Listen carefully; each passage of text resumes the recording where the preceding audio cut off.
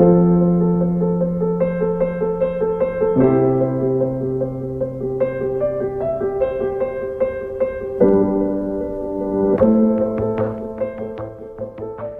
नमस्कार।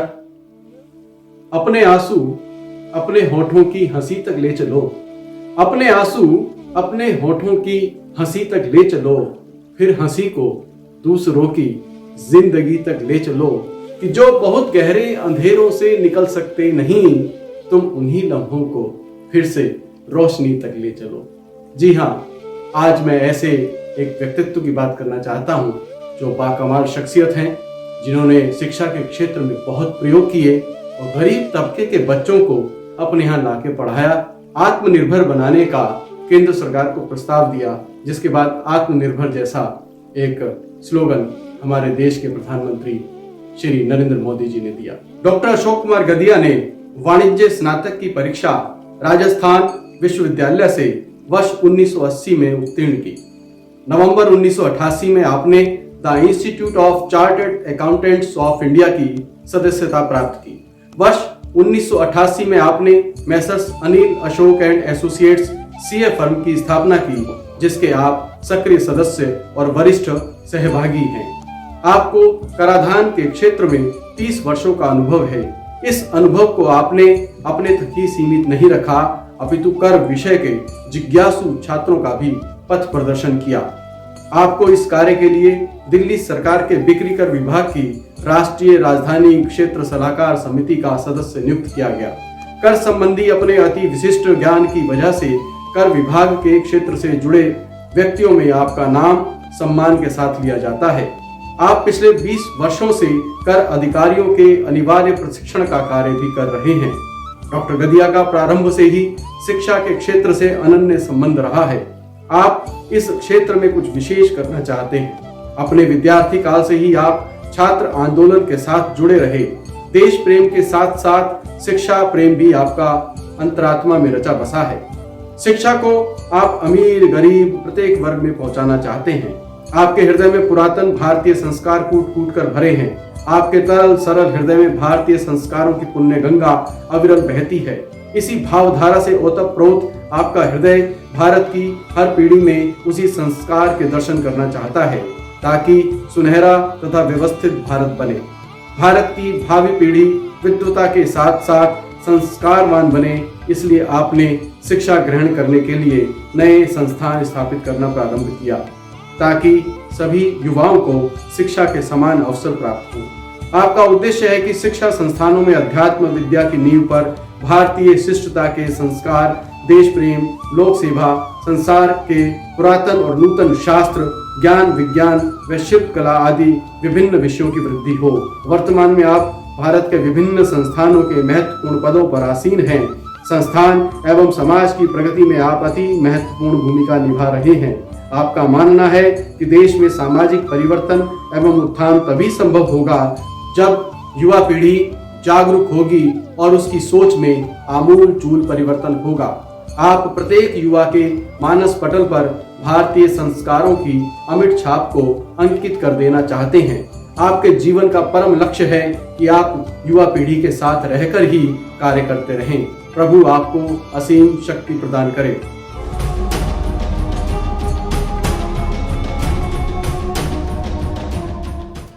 हमारे बीच हैं अशोक कुमार गाडिया जी। सबसे पहले पूछना चाहूंगी कि उन्होंने साहित्य के क्षेत्र में जो कदम रखा है और बहुत सारी बुक्स उन्होंने लिखी हैं अब तक, तो उनमें कौन सी ऐसी पुस्तकें हैं जो उन्होंने लिखी और उन पुस्तकों को लिखने के पीछे उन्हें कहाँ से प्रेरणा मिली? सबसे पहले मैंने 2005 में वैल्यू एडेड टैक्स पे छोटी सी किताब लिखी और वो एक तरीके से उन दिनों वेट नया नया आया था और मैं एक प्रैक्टिसिंग चार्टर्ड अकाउंटेंट था और मैं वेट कमेटी का मेंबर भी था। तो मुझे लगा कि एक ऐसी पुस्तक आनी चाहिए जिसको कि सब लोग आसानी से पढ़ सके, स्टूडेंट्स भी पढ़ सके, व्यापारी भी पढ़ सके, अधिकारी भी पढ़ सकें। और मुझे खुशी हो रही है आपको बताते हुए कि 2005 में जब अपनी किताब लिखी तो handbook of value added tax 2005। और ये किताब इतनी प्रचलित हुई कि हर सेटेक्स अफसर की टेबल पे ये किताब रहती थी, हर सीए के बाद ये किताब रहती थी, क्योंकि इसका लिखने का जो तरीका था वो बहुत सिंपल था, बहुत ही छोटे छोटे सेंटेंस में सरल शब्दों में अंग्रेजी में ये किताब लिखी गई थी और ये बहुत पसंद की गई। उसके बाद मैंने दूसरी किताब लिखी, बस बहुत हो चुका। ये एक समाज व्यवस्था पर लिखी गई किताब है, यानी कि इसका जो मूल है वो है व्यवस्था परिवर्तन। ये किताब बहुत अच्छी किताब है और ये एक तरीके से आज की जो प्रजातांत्रिक व्यवस्था है, जो शासन व्यवस्था है, उस पर एक बहुत बड़ा कमेंट है। और ये पुस्तक इतनी प्रचार में हुई कि आज भी मुझे हर 2-3 दिन में एक फ़ोन इस पुस्तक के लिए आ जाता है कि वो पुस्तक मेरे को भेजिए। फिर तीसरी किताब जो मेरी आई वो है मेरी क्रांतिकारी योजना। वो जो पुस्तक थी वो विवेकानंद जी का सही माने में वो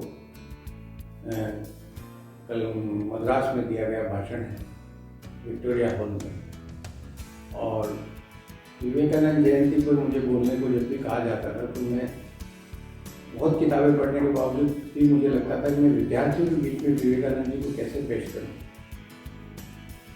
विवेकानंद जी की ऐसी कौन सी बात बताऊं जो विद्यार्थियों के मन में सीधी की सीधी उतर जाए और विद्यार्थी उससे उत्साहित हो और प्रेरणा ले। तो मुझे वो विक्टोरिया हॉल का भाषण ही लगता था। मैं हर बार उसी भाषण को बच्चों के बीच में रखता था। तो मैं सोचा कि मैं जो भाषण देता हूँ विवेकानंद जयंती पर, वो विवेकानंद हॉल में एक 70-80 बच्चे पढ़ते हैं, सुनते हैं, लेकिन क्यों ना मैं इसको एक लिपिबद्ध कर दूँ और एक पुस्तक का रूप दे दूँ और इसको हर एडमिशन के टाइम पे हर बच्चे के हाथ में दूँ। और ये हमने किया। तो अभी हमारी यूनिवर्सिटी में, इंस्टीट्यूशन में और तमाम जितने एजुकेशन इंस्टीट्यूशन जो हमारे द्वारा चलते हैं उन सब में हम इस पुस्तक को बनवाते हैं और बहुत पसंद आती है बच्चों को। फिर एक किताब आई सफलता के रहस्य। ये पुस्तक मेरे जीवन का निचोड़ है। विद्यार्थी जीवन से लेकर अब तक जो ठोकरें खाई और ठोकर खाकर, नुकसान उठाकर, धोखा खाकर जो अनुभव हुए और जो कुछ अच्छे लोगों की सोबत में रहकर अपने गुरुओं से जो सीखा, अपने साथियों से जो सीखा, अपने सबॉर्डिनेट से वो सीखा, उन सब को मैंने लिपिबद्ध किया और निचोड़ निकाला। ये पुस्तक मैंने कई दिनों तक अपनी डायरी में लिखता रहा और फिर उसके बाद उसको एक शेप देकर एक बहुत अच्छी ये पुस्तक बनी है। आज भी मैं इसके रोज सुबह उठ के 2-3 पेज खुद पढ़ता हूँ। मुझे लगता है कि ये पुस्तक मेरे लिए ही सबसे ज़्यादा अच्छी है। थोड़े दिनों बाद इसमें ये नया संस्करण जो आएगा उसमें कुछ पॉइंट्स और भी लिखे जाएंगे। तो ये पुस्तक बहुत अच्छी है और मैं सभी दर्शकों को ये सलाह दूंगा कि एक बार इस पुस्तक को जरूर पढ़ें। इसका भाषा भी बहुत सामान्य है, बोलचाल की भाषा में है, कोई बहुत साहित्यिक भाषा नहीं, लेकिन ये समझ में एकदम बिल्कुल गले उतरने वाली चीज़ें हैं। सार तत्व हैं इसमें सफलता के, क्योंकि अगर आप इसको पढ़कर इसके हिसाब से चलेंगे तो आप जीवन में कभी चोट नहीं खाएंगे, धोखा नहीं खाएंगे, आप निराश नहीं होंगे और हमेशा ऊर्जावान बने रहेंगे। ये मेरा दावा है। फिर उसके बाद ये किताब लिखी मैंने टीचर्स के लिए। हमारे जितना ये हमारा जो पूरा शिक्षा परिवार है, जिसमें मेवाड़ यूनिवर्सिटी है, मेवाड़ इंस्टीट्यूट ऑफ मैनेजमेंट है, मेवाड़ लॉ इंस्टीट्यूट है, फिर हमारा गर्ल्स कॉलेज है और टोटल लगभग करीब 400-450 टीचर्स का हमारा परिवार है और हमारे 10-11 हज़ार बच्चे हैं।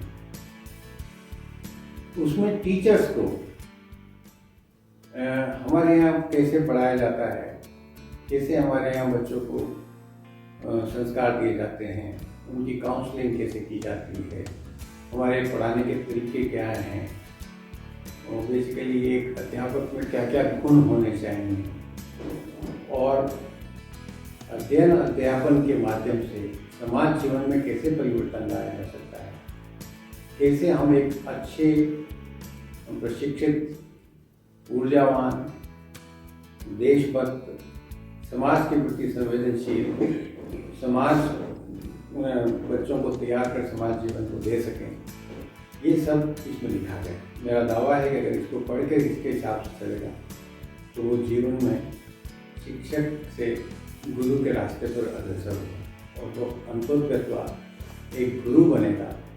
और गुरु क्या होता है वो तो आपको बताने की आवश्यकता नहीं। गुरु भगवान कृष्ण ने भी कहा कि गुरु पहला है, भगवान बाद में। तो गुरु की वो महत्वता है। उस महत्वता तक पहुंचने के लिए अगर किसी अध्यापक को जाना है तो इसको पढ़कर वो जाया जा सकता है। फिर एक पुस्तक आई भोर की रश्मि। सुबह सुबह उठकर जब किसी विषय पर मैं थोड़ा उद्वेलित होता हूँ, कुछ मेरे मन में कुछ बेचैनी होती है कि ये जो कुछ चल रहा है वो ठीक नहीं चल रहा है, चाहे वो पारिवारिक दृष्टि से हो, व्यक्तिगत दृष्टि से हो, सामाजिक दृष्टि से हो, राष्ट्रीय दृष्टि से हो या अंतर्राष्ट्रीय दृष्टि से हो। जो कुछ घटनाक्रम चल रहा हो जो जिससे कि मैं दुखी हो जाता हूँ, तो फिर मैं कुछ लिखता हूँ और उसको लिखकर मैं एक बना के देता हूँ। उसको एक शेप बनाकर उसको एक कविता संग्रह के रूप में संकलित किया है और अभी और भी इसमें कुछ आगे बढ़ेंगे, कुछ और लिख रहा हूँ। तो वो जो अगला संस्करण आएगा उसमें इनके साथ साथ तो जो भी वर्तमान में लिखी गई है उसमें भी अगर कहीं भाषाओं की कुछ गलती हुई तो उसको भी ठीक करूँगा। लेकिन ये मेरे अपने विचार हैं और अगर कोई मुझे सही माने में समझना चाहता है, जानना चाहता है, मेरा परिचय लेना चाहता है तो इस पुस्तक को पढ़े। ये मेरा आईना है। वेट खत्म हो गया, जीएसटी आ गया तो मन में आया कि जीएसटी पर भी एक छोटी सी किताब लिखनी चाहिए। तो मैं और मेरे कुछ साथियों ने मिलकर जीएसटी पर भी एक किताब लिखी। इसके अलावा समय समय पर विभिन्न उत्सवों पर विशेष काल परिस्थिति में मैं कुछ लेख भी लिखता हूँ। वो लेख संकलित हो रहे हैं और आगे आने वाले टाइम पे उस पर भी एक किताब मैं चाहूँगा कि वो आए। ये जो मेरे विचार हैं, जैसे अभी लॉकडाउन हुआ था तो आत्मनिर्भर भारत पर मैंने एक बहुत अच्छा लेख लिखा और वह लेख कई अखबारों में जगह बनाई और वो ठीक प्रधानमंत्री कार्यालय तक भी पहुँचा। और आप सब लोगों को खुशी होगी जब मैंने इसको लिखा था 6 अप्रैल को और जब मोदी जी का दूसरा या तीसरा राष्ट्र के नाम संदेश आया उसमें उन्होंने वही बात आत्मनिर्भर भारत की कही जो कि मैंने 6 अप्रैल को उनके संदेश के ठीक 1 महीने पहले बोली कि भाई अगर हमें इन सब परिस्थितियों से बाहर निकलना है तो भारत को आत्मनिर्भर बनाओ। तो वो है एजुकेशन सिस्टम पर, कई विषयों पर, स्वतंत्रता दिवस पर, गणतंत्र दिवस पर और विभिन्न आयोजनों पर, विभिन्न जयंतियों पर जो मैं बोलता हूँ उसको अब मैं कई बार लिखता भी हूँ और उसका एक संकलन आएगा तो वह सबके लिए फायदे का होगा और सबके लिए हो ये बहुत अच्छी बात है, लेकिन वो मेरे लिए तो बहुत फायदे का हो। तो मैं चाहूँगा कि वो आए। वीर शिरोमणि महाराणा प्रताप की भी मैंने पुस्तक लिखी जी और वो कुछ नहीं है, वो मेरा महाराणा प्रताप जयंती पर जो भाषण है उसी को लिख दिया और वो एक पुस्तक का रूप ले लिया। मैं जो हमारे देश की जो उच्च शिक्षा पद्धति चल रही है, अभी नई एजुकेशन पॉलिसी आई है, उसको लेकर मैं एक बहुत जल्दी एक वीडियो भी रिलीज करने वाला हूँ। एक तो मैंने किया है जो मैंने स्कूल शिक्षा पर किया है और मैं हायर एजुकेशन पे करने वाला हूँ और उसके साथ साथ उस पर कुछ लिखूँगा स्पेसिफिक, जैसे technical education, professional education, teacher education वो कैसी होनी चाहिए और देश को किस तरह की एजुकेशन की आवश्यकता है, इस पर मैं कुछ लिखना चाहूँगा। अगर आप निर्मल होना चाहते हैं, आप चाहते हैं कि मेरा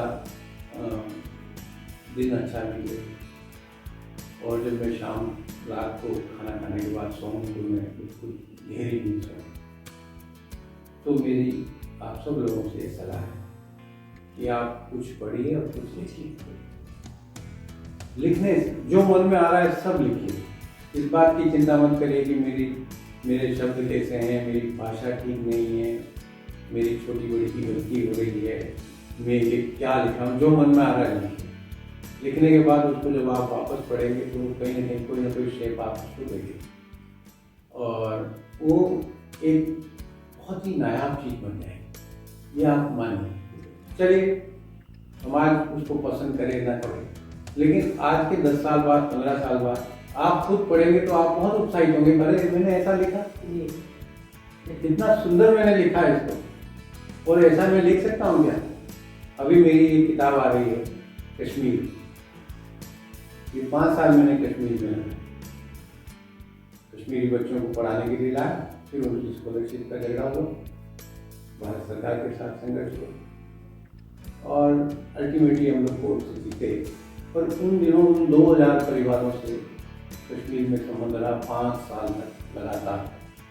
तो कश्मीर को बहुत नज़दीक से देखा, गहराई से देखा, कश्मीर के लोगों की संस्कृति को समझा, उनके रीति रिवाज को समझा, उनके दिमाग में क्या चल रहा है जो देखा, उनकी क्या परेशानियां हैं, वो किन किन तकलीफों से गुजरते हैं, वो सब चीज़ें मैंने देखी। उसको मैंने एक पुस्तक आ रही है कोई करके, और मुझे लगता है वो बहुत अच्छी किताब है लिखना।